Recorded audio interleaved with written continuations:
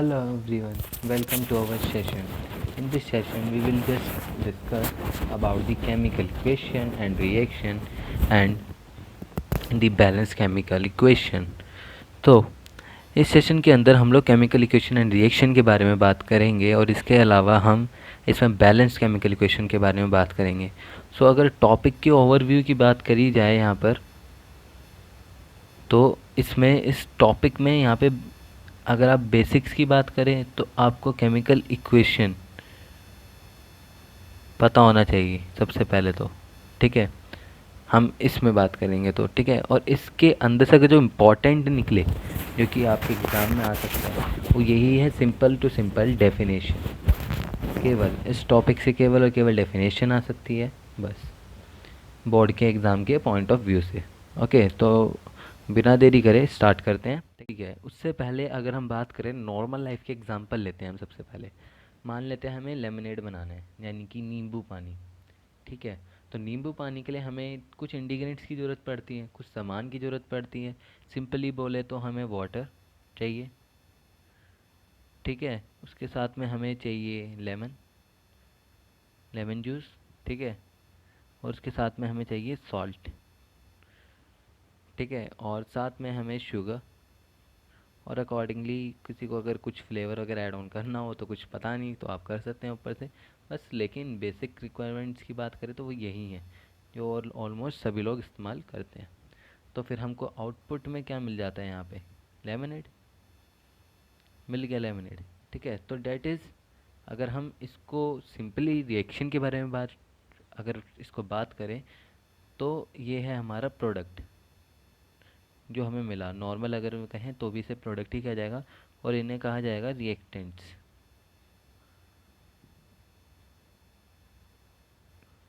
Spelling थोड़ी सी यहाँ पे गलत लग रही है, लेकिन अगर डिक्टेट कर देता हूँ, REACTANTS, रिएक्टेंट्स. स्पेलिंग ये है यहाँ पे. बाकी अभी आप रिएक्शन के अंदर देख ही लेंगे, यहाँ पे इधर लिखी हुई मिल जाएगी आपकी ये रिएक्टेंट्स. ठीक है, अभी इसको रब करेंगे, ये थोड़ा समझाने के पर्पज़ से था. तो हमने यहीं पे सॉल्ट की बात करी थी, है ना. इससे ज़रा आप कनेक्टेड है ना. ठीक है, एग्ज़ाम्पल को इस समझने में, अगर एग्ज़ाम्पल को समझ लेंगे तो हम इसकी डेफिनेशन भी इजीली समझ लेंगे. तो अगर हम सॉल्ट की बात करें तो सॉल्ट, कॉमन सॉल्ट, तो कॉमन सॉल्ट की अगर बात करें तो उसके अंदर होता है NaCl. यह भी आपको थोड़ा समझने में दिक्कत पड़ेगी, नया नया चैप्टर है, इसी कारण धीरे धीरे आपको ये क्लियर होने लग जाएगा. तो हम अगर इसकी बात करें तो NaCl है, जिसमें कि हमने सोडियम लिया है. ठीक है, और क्लोरीन जो कि Cl2 की फॉर्म में ही पाया जाता है, उससे हमने Cl2 लिया. फिर इसके बाद हमने रिएक्शन कराई इनके बीच में और ये बन गया NaCl. तो जो रिप्रेजेंटेशन है इस टाइप की, इसे कहेंगे हम केमिकल इक्वेशन. ठीक है, और ये जो चल रहा है इसके अंदर जो मिक्सिंग अप ऑफ हो रहा है, ठीक है, एलिमेंट का जो मिक्सिंग अप हो रहा है, इसे कहेंगे हम केमिकल रिएक्शन. ठीक है, रिएक्शन कहेंगे इसे हम. ठीक है, अब इसके अंदर अगर हम बात करें, ठीक है, तो इसके अंदर यहाँ पर अगर हम देखें तो अगर कहीं पे भी अगर कुछ भी मान लीजिए डिजिट है 765 है, यहाँ पे कुछ लिखा नहीं हुआ है, इसका मतलब हम अंडरस्टूड है, प्लस लिखा हुआ है यहाँ पे, ये पॉजिटिव ही है. ठीक है, तो जब ये लिखा हुआ है पॉजिटिव ही है, ठीक है, तो अगर हम बात करें इसमें तो यहाँ पे अगर इधर आगे की तरफ कुछ नहीं लिखा हुआ, सबके कुछ भी नहीं लिखा हुआ, ठीक है, तो इसका मतलब अंडरस्टूड है कि यहाँ पर वन होगा कहीं ना कहीं से, है ना, वन होगा. तो ये जो वन जो रिप्रेजेंट कर रहा है date be a number.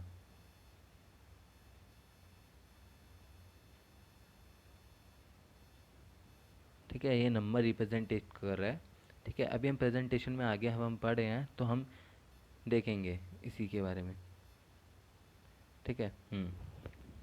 So, the chemical equation is the symbolic representation of the chemical reaction in the form of symbol and formula, wherein the reaction entities are given on the left hand side and the product entities on the right hand side. It's clear कि जो reactant है वो left है और जो product है वो right hand side में आएगा.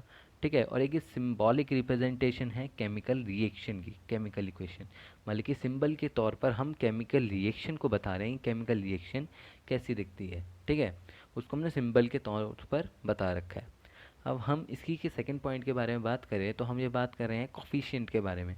तो कॉफिशिएंट है next the symbol and formula of identity are absolute value of the systematic number. Systematic number is the number that is b1 2 3 4, मतलब all positive number which are not in the ratio, यानी कि ratio का मतलब ये इसकी 3/4 हो गया, 1/9 हो गया, ऐसे समथिंग की रेशियो में नहीं है, और 6.9 हो गया, 8.4 हो गया, इसमें नहीं है।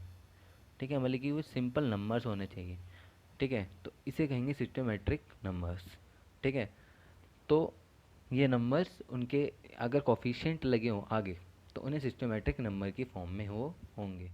या ओके, तो फर्स्ट रिएक्शन जो बनाई गई थी वो जीन बैगन के द्वारा बनाई गई थी 1615 में।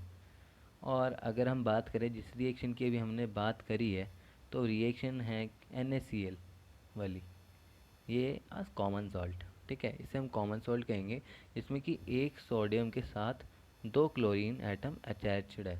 ठीक है, जो एलिमेंट्स अटैच्ड है, मॉलिक्यूल अटैच है, इसे मॉलिक्यूल कहेंगे। ओके, ठीक है।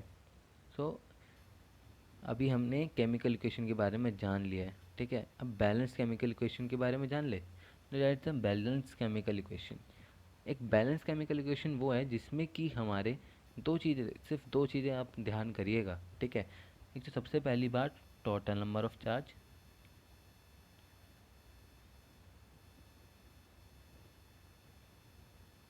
ठीक है, और दूसरी बात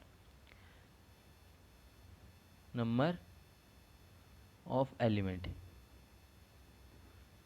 रिएक्टेंट और प्रोडक्ट साइड में, मतलब कि यानी कि left hand reaction equal to right hand reaction. एक बार अब करते हैं सबको। ठीक है, तो LHR इक्वल टू RH आपको चेक करना होगा एक बैलेंस केमिकल इक्वेशन के लिए।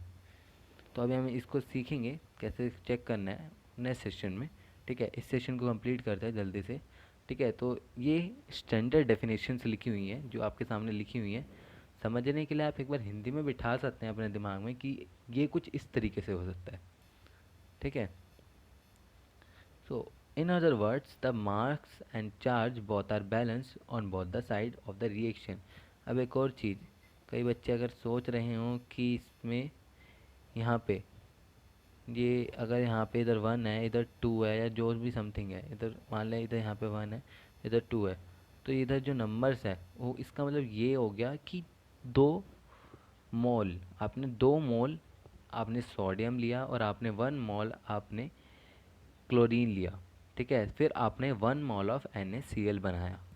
ठीक है, तो यानी कि मोल, आपने मोल कंसेप्ट आपने पढ़ा होगा 12th में, ओ सॉरी 9th में। ठीक है, तो उसका कंसेप्ट अभी छोड़ दीजिए, आप बस ये मान लीजिए कि ना तो ये क्वांटिटी रिप्रेजेंट कर रहा है यहाँ पर। ठीक है, ओके, तो बोथ चार्ज और मास दोनों बराबर होना चाहिए। ठीक है, और ये इसकी सिंपली ये बता रहा है कि लेफ्ट हैंड रिएक्शन और राइट हैंड रिएक्शन दोनों की बराबरी। It's clear.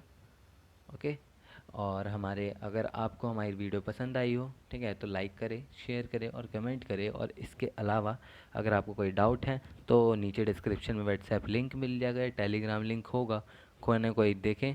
ठीक है, ज्वाइन करें। अगर आपको कुछ भी डाउट है तो आप उस ग्रुप में अंदर पूछ सकते हैं। ठीक है, थैंक यू हमें अपना कीमती समय देने के लिए, शुक्रिया।